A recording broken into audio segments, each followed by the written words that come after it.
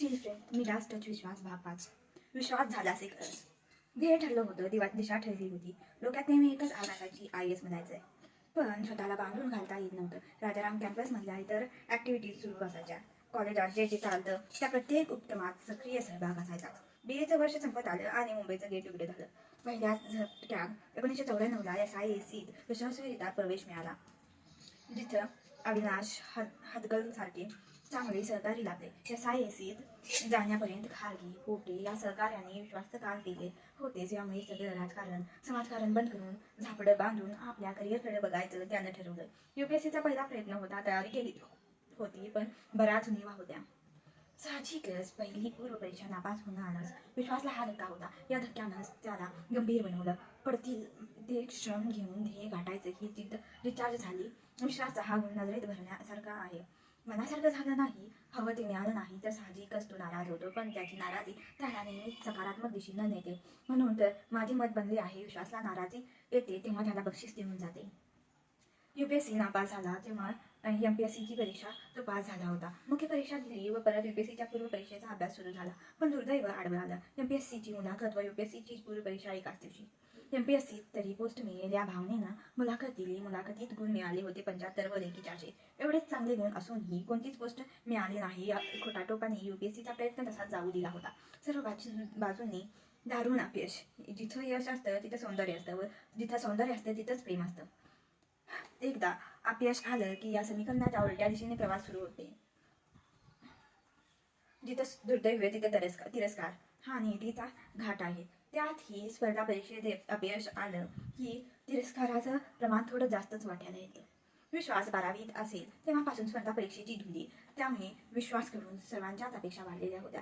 या पार्श्वभूमीवर हे अपयश त्याला जास्तच मनस्ताप देणारे ठरलं. 1995चा काळ त्याच्यासाठी अत्यंत निराशेचा गेला. गावाकडे जाऊन शेती राजकारण करावं असंही मनात येऊन गेलं. पण ते जमणार नाही हे योग्य वेळी लक्षात आलं आणि परत त्याची नजर त्याला बक्षीस देण्यासाठी सज्ज झाली.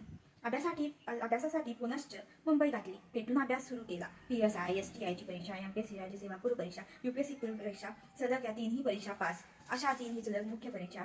MPSC तर मुख्य परीक्षा सुरू असताना 4 दिवस पूर्वी समाजशास्त्र विषय निवडून तयारी केली. पेपर लिहिला व MPSCत यशस्वी रिझल्ट.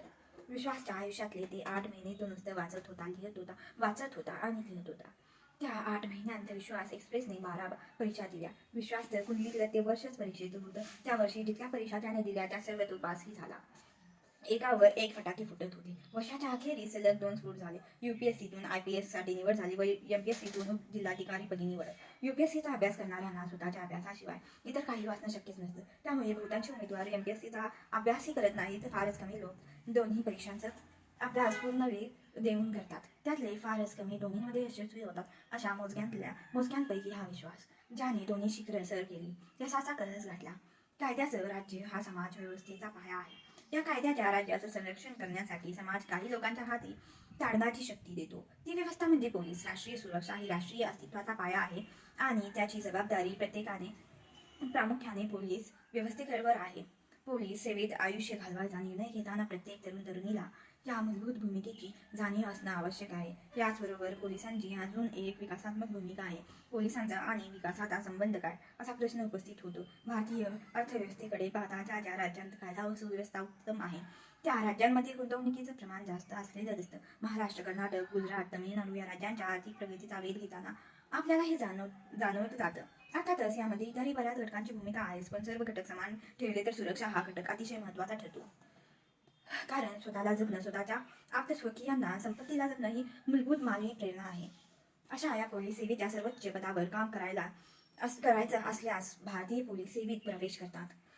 संघ लोकसेवा आयोगाच्या परीक्षेतून उत्तीर्ण झाल्यावर अधिकाऱ्यांना स्वतःच्या राज्यात किंवा भारताच्या इतर कोणत्याही राज्यात सेवा करण्यासाठी पाठवलं जातं. यापूर्वी त्यांना मसुरीतील लाल बहादूर शास्त्री राष्ट्रीय प्रशासन अकॅडमीत सुमारे 3.5 महिने व हैदराबादच्या राष्ट्रीय पोलीस अकॅडमीत सुमारे 10 महिन्यांचं प्रशिक्षण दिलं जातं. सरदार वल्लभभाई पटेल राष्ट्रीय पोलीस अकॅडमी हैदराबाद येथील प्रशिक्षण इनडोअर व आउटडोअर असं दुहेरी स्वरूपाचं असतं. प्रशिक्षणाची सुरुवात होते आईस ब्रेकिंग मॉड्यूलने. व्यवस्थापन कौशल्यावर आधारित हे मॉड्यूल असतो. Law, IPC, CRPC, evidence act, criminology याशिवाय इतर काही संबंधित विषय शिकवले जातात. Investigation module, moot court module, forensic module, communal riots, community policing, narcotics अशा विविध मॉड्यूल्सनी संपन्न असं हे इंडोर ट्रेनिंग असतं.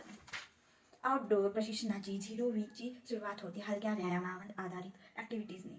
Rock climbing, horse riding, firing module, swimming, route marches, weapon firing, sand model bracing या बाबींची प्रशिक्षण पार पाडल्यानंतर CSWT इंडोर इथं प्रशिक्षणार्थी दाखल होतात. CRPF attachment, army attachment, parliament attachment, NSG, SPG, intelligence bureau या अटॅचमेंट ही पार पाडतात. यानंतरची डिस्ट्रिक्ट अटॅचमेंट ही 8 महिन्यांची असते. प्रशिक्षण काळात तिथे पहिल्यांदा युनिफॉर्म पाळताना आठवणारे रोमांच, पहिल्यांदा भारतीय राष्ट्रदूताला सलामी देताना वाढणारा अभिमान, दीक्षांत समारोहाच्या वेळी आईवडिलांच्या डोळ्यात तरळणारे आनंदाश्रू या गोष्टी शब्दातीत असतात. परीक्षेची तयारी करताना केलेल्या अपार कष्टांची ही पावती असते. मसुरी व हैदराबाद येथील प्रशिक्षणानंतर ते प्रत्यक्ष सेवेत येतात. सुरुवातीच्या 2 वर्षांच्या सहाय्यक पोलीस अधीक्षक पदावरील नेमणुकीनंतर त्यांची गट पोलीस अधीक्षक नेमणूक होते. कालबद्ध पदोन्नतीने ते पोलीस महासंचालक पदापर्यंत पोहोचू शकतात. त्याचबरोबर त्यांना इतर ऑर्गनायझेशनमध्ये प्रतिनियुक्तीवर जाता येण्याची संधी उपलब्ध असते. सैन्य सदृश जीवनाची आवड असल्यास सीमा सुरक्षा बल, केंद्रीय रिझर्व्ह पोलीस दल, इंडो तिबेट बॉर्डर पोलीस अशा निमलष्करी दलात काम करता येते. तपासाची आवड असल्यास CBIमध्ये जाऊन आर्थिक गुन्हे, सायबर गुन्हे अशा अनेक प्रांतात स्पेशलायझेशन करता येतं. इंटेलिजन्स ब्युरो सारख्या ठिकाणी जाऊन राष्ट्रीय सुरक्षेशी संबंधित अतिशय महत्त्वाच्या क्षेत्रात काम करता येतं. भारतीय पोलीस सेवा ही मानवी व्यक्तिमत्वाच्या सर्वांगीण विकासासाठी संधी उपलब्ध करून देणारी सेवा आहे.